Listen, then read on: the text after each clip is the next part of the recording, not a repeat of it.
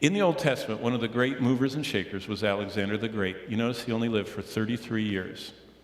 Same time as Christ. One conquered the whole world and died drunk. And the other conquered the whole universe and died as a substitute. Very great parallels between those two. But what Alexander did was he Hellenized the ancient world. What does that mean? He spread Greek culture all the way from Greece to India. And what that means is, and by the way, Alexander lived right here, 300 years before Christ. So neutral, just shift back. So he's after Ezra and the Old Testament, and he's after Malachi, the last. So he's during that silent period before Christ.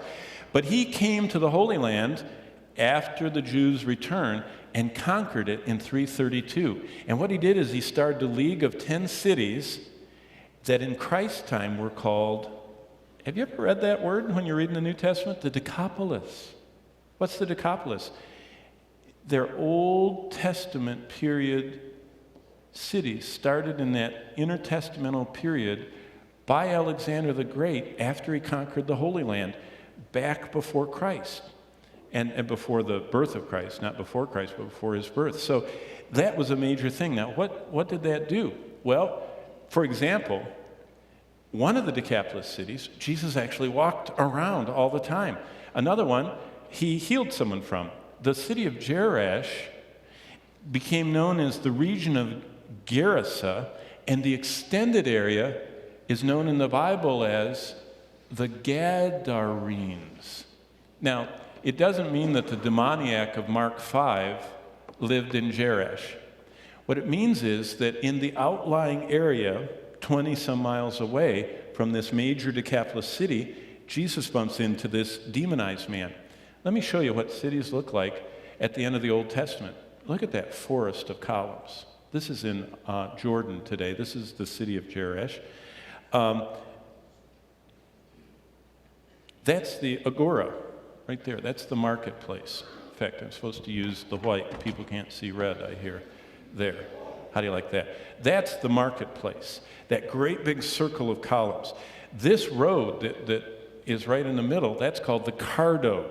That's the heart of the city. There's another view, since I wrecked the other one.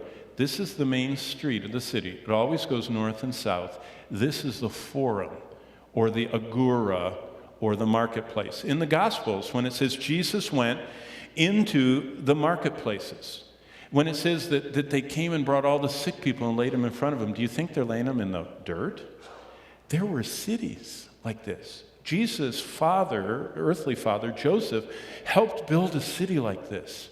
They had a theater and baths and an Odeon and libraries and everything. I mean, some of these Jesus videos really distort people's understanding of how civilized it was back then, how immense the buildings were.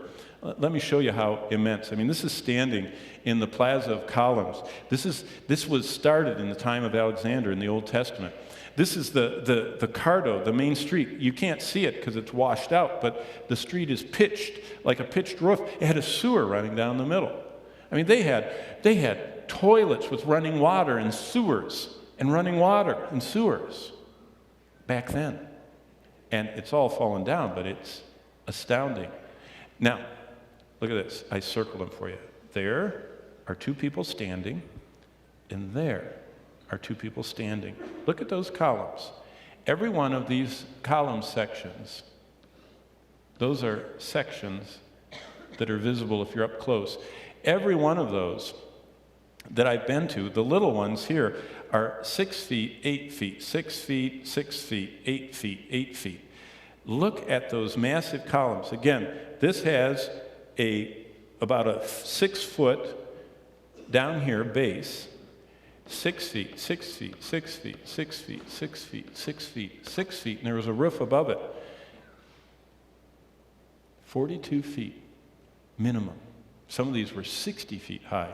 This is just the entryway. See these steps? This is going up to a part that's not even there yet. It's the temple of Artemis.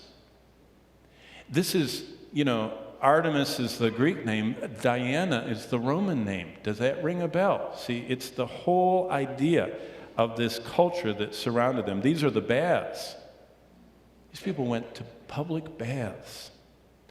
Unbelievable. Well, another one that is in the Bible that we'll pick up at some other time, of the Decapolis, a second city.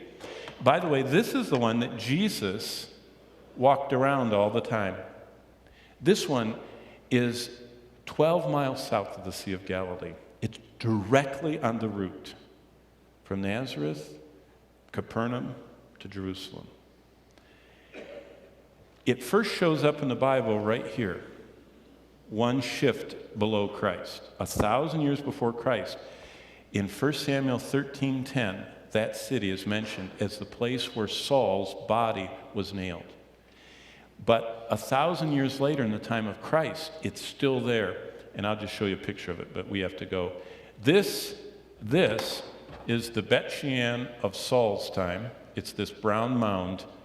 This is the Beth Shean of Christ's time. It was a huge city. Unbelievable, the excavations. And they've only excavated that part of it. I wonder what's all here and everything else. But that's just a little snapshot of Old Testament history. Let me get back to my little chart. But simply think, David, 1,000 years before Christ. Abraham, 2,000 years before Christ. Noah, 3,000 years before Christ. Adam, 4,000 years before Christ. Every time you read the Bible, you can just in your mind figure out right where you are and see the progression. And don't let it all go in the blender,